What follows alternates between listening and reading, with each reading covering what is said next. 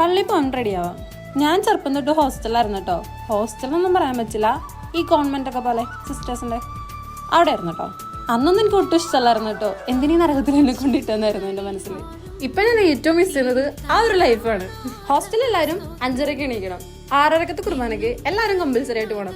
അങ്ങനെ ക്രിസ്ത്യനോ ഹിന്ദുവെന്നോ അങ്ങനെയൊന്നുമില്ല, എല്ലാവരും പോയേക്കണം. കോമ്പൗണ്ടിന്റെ ഉള്ളിൽ തന്നെ ചർച്ചൊക്കെ ഉണ്ട്. പക്ഷെ സൺഡേ ഞങ്ങള് കുർബാനക്കുന്നത് ബസിലിക്കല്ല കേട്ടോ. അതൊരു 1.5 പോക്കണ്ടോ.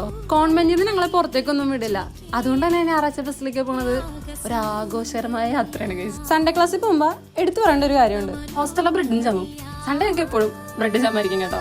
ബസിലിക്കലേക്ക് പോകാൻ ഏകദേശം ഒരു 1 കിലോമീറ്റർ അങ്ങനെ നടക്കണം കേട്ടോ. 6 ദിവസം കൂട്ടിലിരുന്നിട്ട് 7ാമത്തെ ദിവസം പുറത്തിറങ്ങുന്ന ഒരു ഫീല്. ബസിലിക്കാന്ന് പറയുമ്പോ അടുത്ത് തന്നെ കപ്പലുള്ളി ഉണ്ടല്ലോ, അവിടെയുള്ള ചെക്കന്മാര് ഞങ്ങൾ പോകുന്ന വഴി നിൽക്കാറുണ്ട് കേട്ടോ, ഇങ്ങനെ കമന്റ് ഒക്കെ അടിച്ചിട്ട്. പള്ളി പോകുമ്പോ ഏറ്റവും അടിപൊളിയായിട്ട് ഒരുങ്ങി പോകണം. കാരണം നമ്മൾ പോകുന്നത് നമ്മുടെ ദൈവത്തിന്റെ ഒക്കെ അടുത്തല്ലേ.